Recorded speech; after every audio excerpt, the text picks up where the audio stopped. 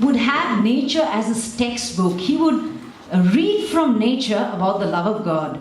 And there's something that St. Anthony said.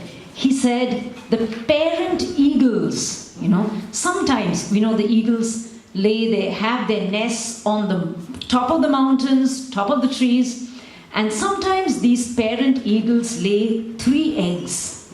And when they lay 3 eggs, the parent eagle drops down 1 egg from the nest. Why do the eagles do that? Because even if they spend the whole day trying to collect food, all their energy, all their resources will not be enough to take care of those 3 eggs.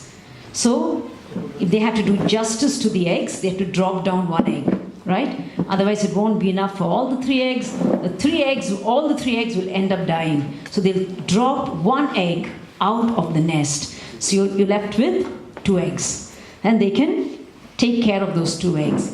So in the same way, St. Anthony says, for a just man, in the conscience of a just man, there is a nest. Okay, the conscience of a just man, there is a nest. And in that nest, St. Anthony says, there are 3 eggs. What are the names of these eggs? He says the first egg is called love of God. The second egg is called love of neighbor. And the third egg is called love of the world, right? What's the first egg? Love of God. Second egg? Love of your neighbor. Third egg? Love of the world, okay? So which egg do you plan to drop off? First, second, or third? Sure? Check. Check the nest of your conscience. How many eggs are there? 3 or 2? Be honest. How many eggs? How many eggs? 2.5. 2.5. How many eggs? Be honest. How many eggs are there? So it's something that, the third egg seems to be popping back, isn't it? Why? Because the world fascinates us. The world is attractive. The world, even though the world is my enemy, the world poses as my friend, isn't it? The world is always trying to shake hands with me. The world is always, and I don't realize that when I shake hands with the world, there is an invisible chain that is put on my hand. Amen? Okay? But we know that the one who governs his passion rules the world. Amen? Amen? So you either govern your passion or you're either governed by your passion. Isn't it? You're either enslaved by your passion or you either govern it. There's no third way about it. Isn't it? Right? So as St. Dominic says, it's better to be the hammer than the anvil. You know the anvil, right? It's the metal strip on which the cobbler puts the shoe and keeps hammering it. So you don't want to be the anvil, right? You want to be the hammer, right? So are your passions hammering you? Or are you hammering your passions is the question. Okay? So the third egg. So if you have the third egg, you're pretty much not the hammer, you're the anvil. Okay? It's hammering you. I want this. Give it to me now. And you say, okay. So what happens? Your soul is supposed to be the governor. Your soul is supposed to be the master. And your body is supposed to be governed. But it's changing roles, okay? What's happening is your soul is being governed and your body is governing. In other words, your body is master and soul is the slave.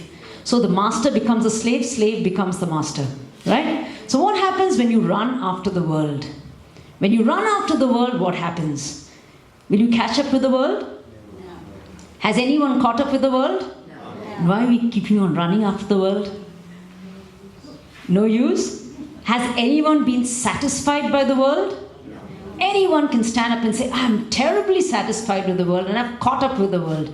No one's caught up with the world, but we keep running after the world. How far are we going to run?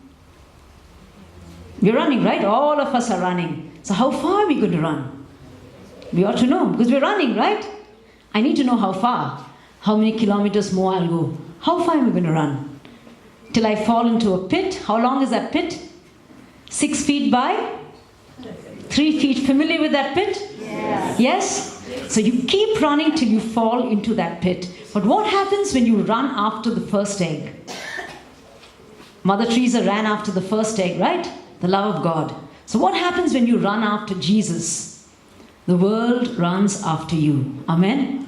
Right? Did you find kings and queens who sought the company of Mother Teresa?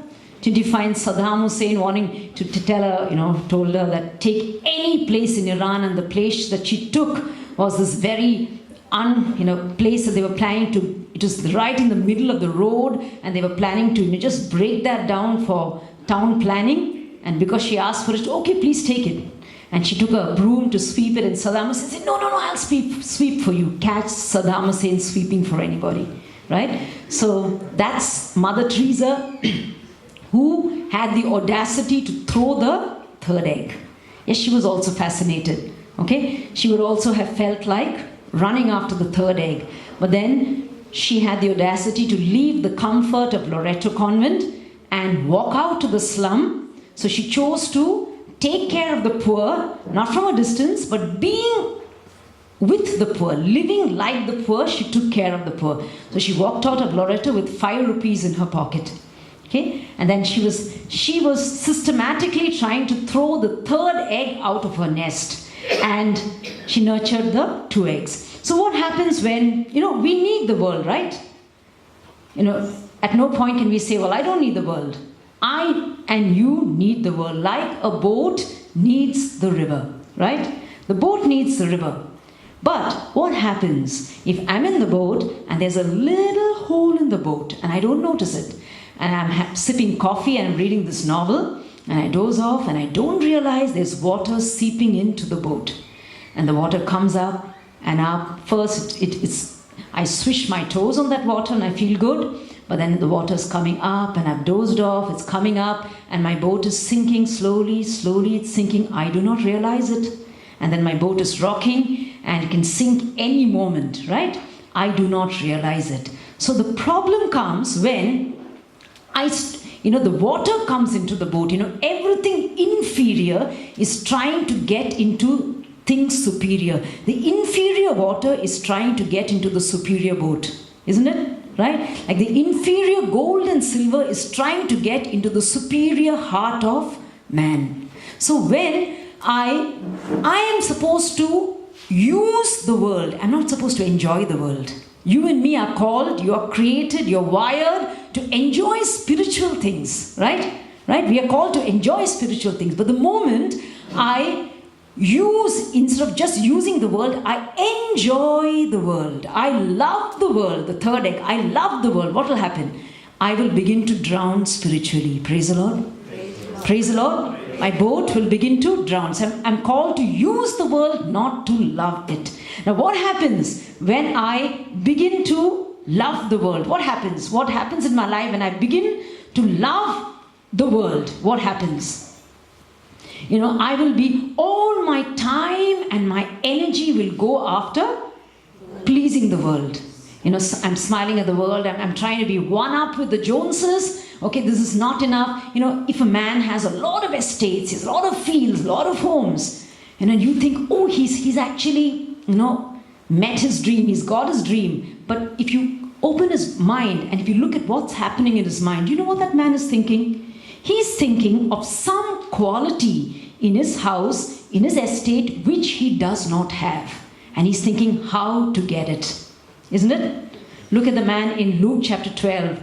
The man Jesus talks of, the rich man who made a plentiful harvest. He had plentiful harvest. Was that man happy when he made the plentiful harvest? Wasn't he worried and tensed? What will I do? What will I do? My barns are small. What am I going to do? Okay? It's a picture of a man who's harassed. It's a picture of a man who is far from happy. Okay? So he's thinking of, his barns are so full that there's not even a place for a strand of straw.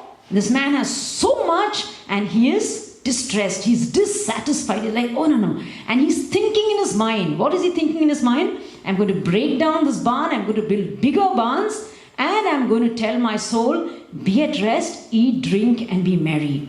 And heaven weighs his thoughts, right? So we meet such a man. What will we tell our son? Son, that's the man you've got to be. That's your tomorrow. That's your picture for tomorrow, right? We think he's a smart man, isn't it?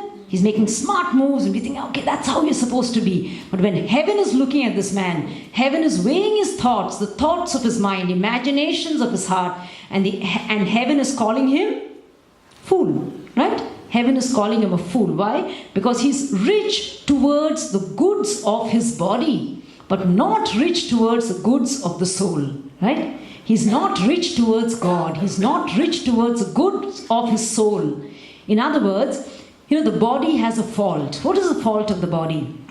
The fault of the body is, the more I give in to the demands of my body, the more my body is going to make demands. Yes or no?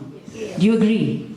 Yes or no? Yes. Sometimes we find when we go abroad and we go back to India, suddenly we can't live without tissue paper. We've been born, without those tissue boxes. But the moment we go abroad for like 3 weeks or 4 weeks, we come back like, no tissue paper in the house. How come the sudden need for tissue paper came? So that's how it is. The more I give in to the demands of my body, the more my body is going to demand from me. And my poor soul is going to be taken in, because all the time I'm giving in to the demands of my body. There are more and more demands, and my soul is taken in. My soul cannot make progress. All the body needs is food, not luxuries. In fact, luxuries will make our bodies weak, right? So the body, needs to sustain itself. Yes, it needs to sustain itself. So if I overindulge my body, give more and more, and it's answer all those demands and even more demands that will come on to the tomorrows of my life, what will happen is my soul is retarded. My body progresses, meaning to say my bodily passions and desires are progressing, but my soul retards. Okay, my body is strong, okay, the passions and desires, but my soul is weak, and my soul cannot make progress. And what will happen? You and me, how are you and me different from say a crow? Here's a crow.